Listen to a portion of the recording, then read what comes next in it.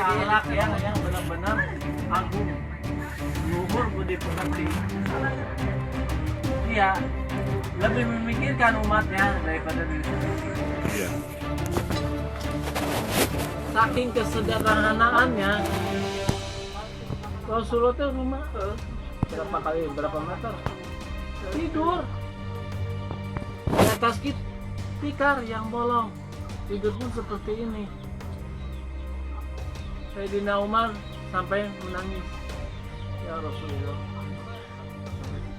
lihatlah pemimpin Kisra, raja-rajanya kan, lihatlah pemimpin Basra, lihatlah pemimpin Yunani, pemimpin Roma, ya kan, tidur di bantal-bantal yang empuk, pelayanan di mana-mana, enak itu.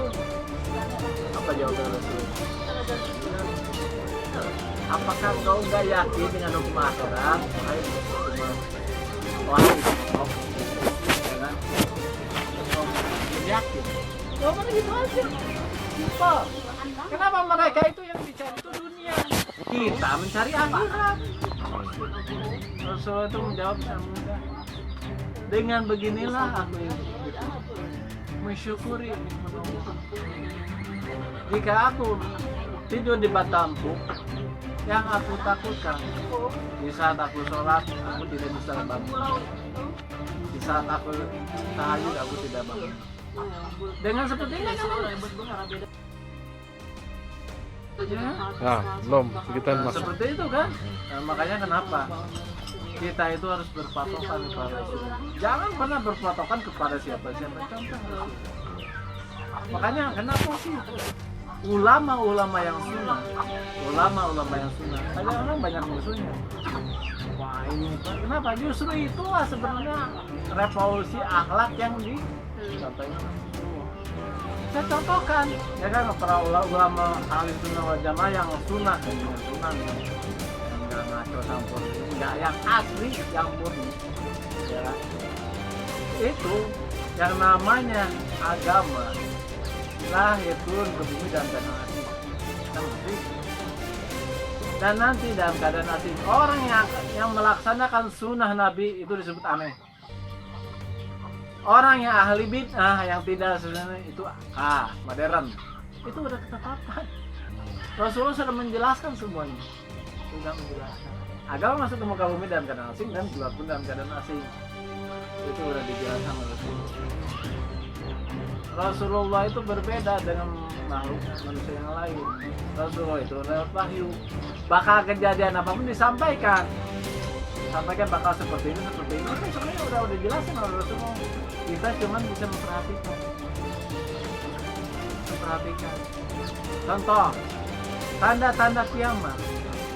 Apa sih sebenarnya tanda-tanda mendekati kiamat? Tanda-tanda kecil. Gempa terjadi di mana-mana. Pembunuhan udah terbiasa. Itu kan udah jelas. Contoh sekarang, kita jelas nih sekarang musibah. Kenapa sih datang musibah tuh beruntun? Kenapa beruntun? Jawabannya ada dalam surat Al-A'raf, ya kan? Walau anna ahlal qura amanu wa taqala fatahna 'alaihim barakatin minas samai wal ard walakin kadzabu fahadna bima. Sekira-kira penduduk muka bumi atau penduduk suatu kota atau suatu negara amanu wa taqaw beriman dan bertakwa, maka fatahna 'alaihim barakatin minas samai wal ard. Aku bukakan, kata Allah, apa sih? Pintu langit dan bumi. Ya kan, keberkahan pintu dan langit dan bumi. Iya. Tafsir dalam ulama menafsirkan langit apa sih yang diturunkan? Hujan. Benar. Air. Ayo. Bumi tumbuhannya kan? Iya. Itu kan udah jelas dua gitu kekuatan yang diturunkan supaya berkah kan. Iya. Walakin kadzabu fahadna. Tapi kalian sungguh-sungguh berdosa, maka aku azab. Karena nas kalian apa sih itu kelakuan Pertama, dosa-dosa yang tidak tobat, terutama syirik. Syirik yang tidak bertobat-tobatan. Kedua, merusak lingkungan. Ya kan?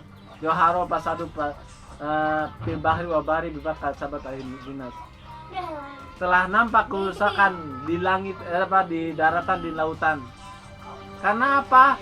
Karena tangan manusia. Itu udah jelas. Allah sudah menyampaikan berkali-kali supaya mengingatkan manusia. Karena tangan manusia, ya lihatlah. Semua ditebang, ya kan, dibikin bangunan. Lah, padahal itu kan resapan air. Iya. Resapan air, kenapa dibangun? Jadi banjir. Jangan salahkan dirimu sendiri, manusia. Wahai manusia, Allah sudah menjelaskan. Kenapa engkau tidak menjalankan? Ya kan? Nampak kerusakan di lautan ini, dikeruk.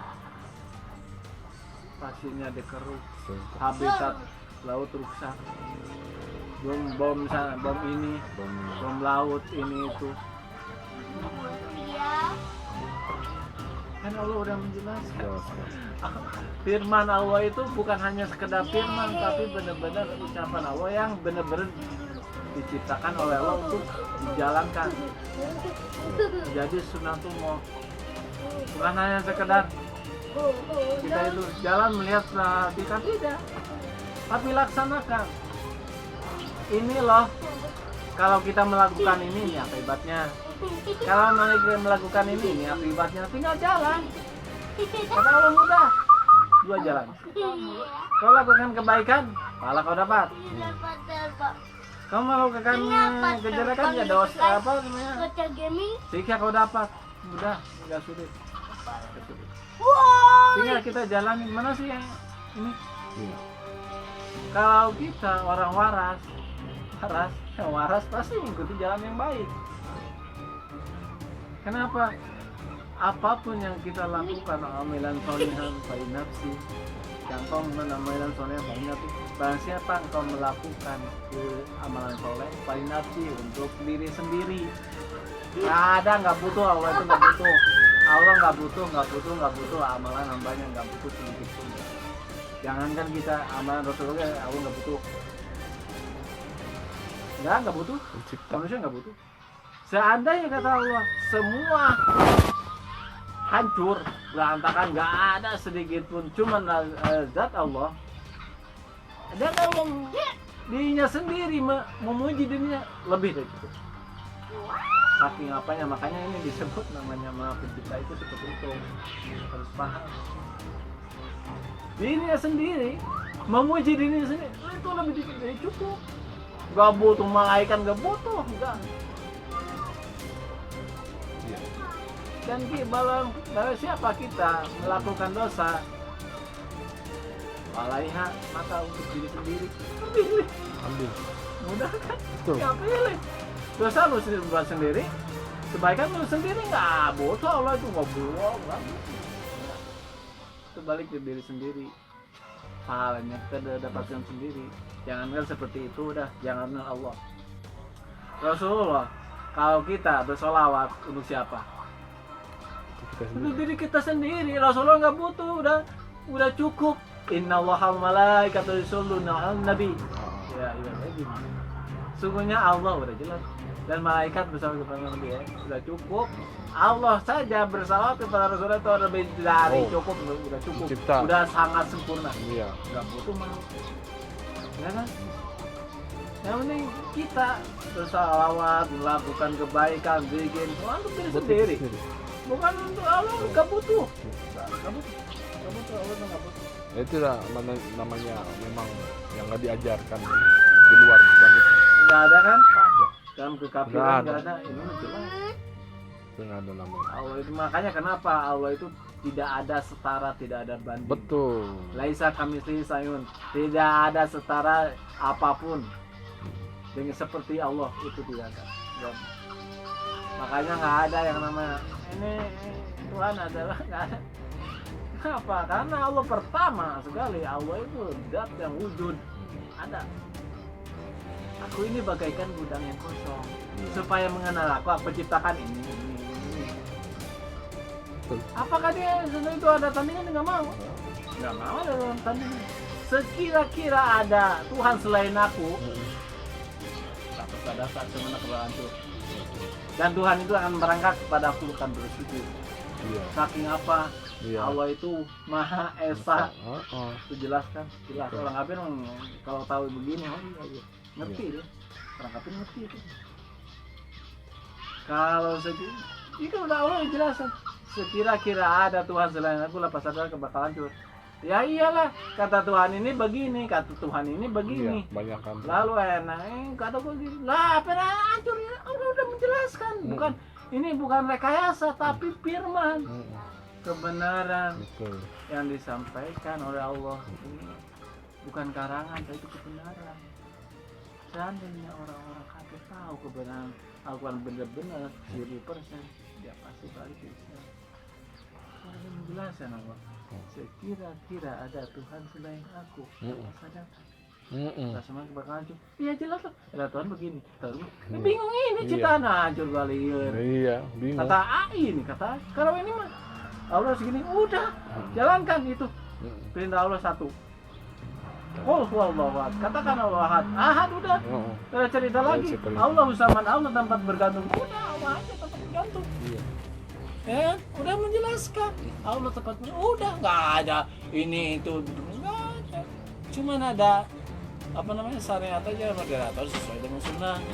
Oh, kalau kita misalkan kalau mau berdoa ya kan kita harus apa wasilahnya apa dulu ya kan kita bersama dulu kita harus dua wasilah doa dan kita berdoa pun wasilah bukan wasilah kesyirikan. Nah kita minta doa ke kuburan lah apa untungnya jangan seperti itu. Rasulullah kan melarang umatnya itu janganlah engkau jadikan kuburan-kuburan Nabi itu sebagai tempat untuk beribadah. Artinya apa?